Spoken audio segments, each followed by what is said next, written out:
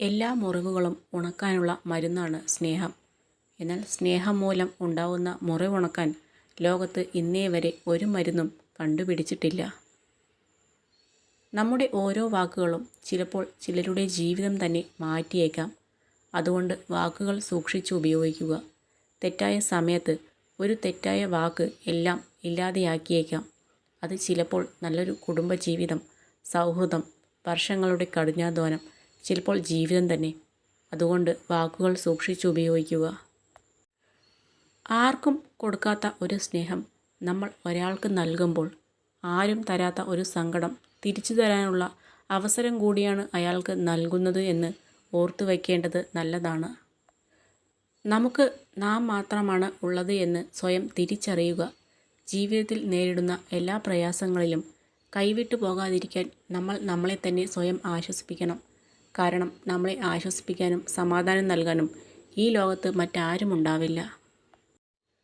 ഒരാളെ ആദരിക്കാനുള്ള ഏറ്റവും നല്ല വഴി അയാളോടുള്ള അഭിപ്രായ വ്യത്യാസങ്ങൾ അയാളോട് തന്നെ തുറന്നു പറയുക എന്നതാണ്. ഒരു വ്യക്തിക്ക് കൊടുക്കാൻ കഴിയുന്ന മൂല്യമേറിയ സമ്മാനങ്ങളിൽ ഒന്നാണ് അയാളോട് ബഹുമാനത്തോടെ സംസാരിക്കുക എന്നത്. ചില ഉറച്ച തീരുമാനങ്ങൾ സ്വയം എടുക്കേണ്ടുന്ന അവസരങ്ങളിൽ മാറി നിൽക്കുകയും മറ്റുള്ളവരുടെ വാക്കുകൾ കേട്ട് പ്രവർത്തിക്കുകയും ചെയ്യുന്നതുകൊണ്ടാണ് പലർക്കും സ്വന്തം ജീവിതം നഷ്ടമാകുന്നത്.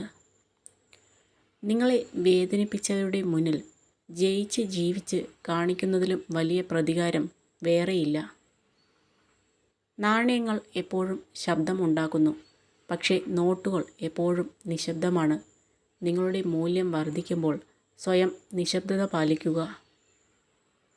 വെറും 10% നിങ്ങളുടെ ജീവിതത്തിൽ സംഭവിക്കുന്ന കാര്യങ്ങളും 90% നിങ്ങൾ അതിനോട് എങ്ങനെ പ്രതികരിക്കുന്നു എന്നതുമാണ് ജീവിതം. മറ്റുള്ളവരെക്കുറിച്ചുള്ള സ്വന്തം വിശ്വാസങ്ങൾ മാറ്റുന്നതിനേക്കാൾ വസ്തുതകൾ വളച്ചൊടിക്കാനാണ് പലരും ശ്രമിക്കുക.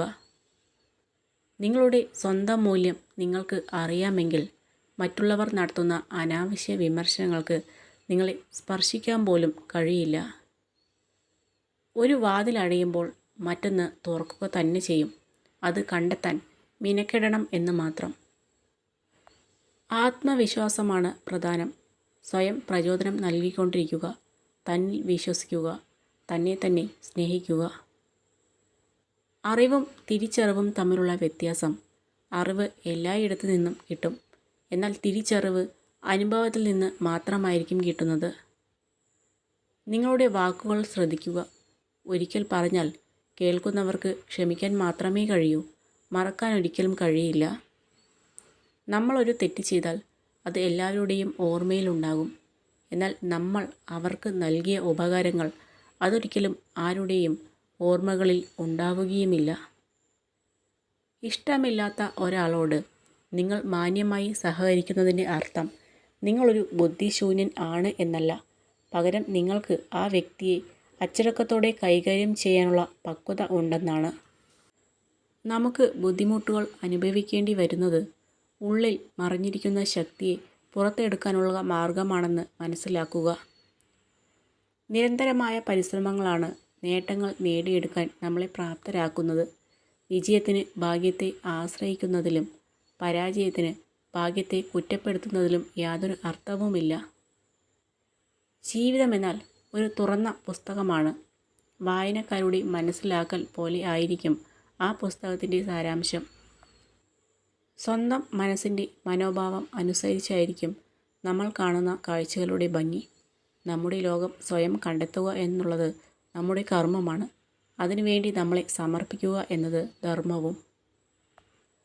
നിങ്ങൾ എന്താണ് ചെയ്യുന്നതെന്നും അത് നിങ്ങളെ എവിടേക്കാണ് കൊണ്ടുപോകുന്നത് എന്നും നിങ്ങൾക്കറിയാമെങ്കിൽ ജീവിതം എത്രയോ രസകരമാണ്. വിശ്വാസം തന്നെയാണ് ബന്ധങ്ങളുടെ ആത്മാവ്. അത് നഷ്ടപ്പെടുത്തിയവർ പിന്നെ എത്ര അടുപ്പം കാണിച്ചാലും നമ്മുടെ ഉള്ളിൽ എപ്പോഴും ഒരു അകലം ബാക്കിയുണ്ടാകും.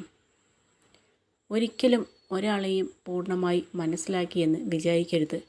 എത്രയൊക്കെ പ്രിയപ്പെട്ടവർ ആണെങ്കിലും അവസ്ഥയോ സാഹചര്യമോ മാറുമ്പോൾ അവരുടെ മറ്റൊരു മുഖം കൂടി കാണേണ്ടി വന്നേക്കാം. ചിരിക്കാനുള്ള മാർഗങ്ങൾ സ്വയം കണ്ടെത്തണം. കരയാനുള്ള മാർഗങ്ങൾ വേണ്ടപ്പെട്ടവർ തന്നെ നൽകുന്നതാണ്. വെല്ലുവിളികൾക്ക് മുന്നിൽ പകച്ചു നിന്ന് എനിക്കതിന് കഴിയില്ല എന്ന് വിധി എഴുതി പിന്മാറരുത്. അത് വിഡ്ഢിത്തമാണ്. പുഴകൾ ഒരിക്കലും പുറകോട്ട് ഒഴുകാറില്ല. അതുപോലെ ഭൂതകാലം മറന്ന് നിങ്ങളുടെ ഭാവിയിൽ ശ്രദ്ധ കേന്ദ്രീകരിക്കുക. എല്ലാ മനുഷ്യർക്കും രണ്ട് കഥകൾ ഉണ്ടാകും. ഒന്ന് അയാൾ ജീവിക്കുന്ന കഥ, മറ്റൊന്ന് അയാൾ ജീവിക്കാൻ ആഗ്രഹിക്കുന്ന കഥ. ഒരു വ്യക്തിയുടെ സ്വഭാവത്തിൻ്റെ യഥാർത്ഥ അളവുകോൽ അവരുടെ വിജയത്തിൻ്റെയും മഹത്വത്തിൻ്റെയും നിമിഷങ്ങളിലല്ല, മറിച്ച് അവരുടെ വിനയത്തിലും പ്രതികൂല സമയങ്ങളിൽ മറ്റുള്ളവരോട് കാണിക്കുന്ന അനുകമ്പയിലുമാണ്. സ്വന്തം പ്രവൃത്തികളെല്ലാം ശരികളാക്കി വാദിക്കുന്നവർക്ക് മറ്റുള്ളവരെ കേൾക്കാനോ മനസ്സിലാക്കാനോ കഴിയില്ല. സ്വന്തം തെറ്റുകളെ ശരികളായി സ്ഥാപിക്കാൻ ഏതറ്റം വരെയും പോകുന്നവരുണ്ട്. അങ്ങനെ നേടുന്ന ശരികൾക്ക് പിന്നിൽ നിഷ്കളങ്കരായ മനുഷ്യരുടെ കണ്ണീരുണ്ടാകും. നമ്മൾ സ്നേഹിക്കുന്നവർ നമ്മുടെ കൂടെ വേണമെന്ന് ഒരിക്കലും വാശി പിടിക്കരുത്. കാരണം അവർക്ക് അവർ സ്നേഹിക്കുന്നവർ കൂടെ വേണമെന്നാകും ആഗ്രഹം.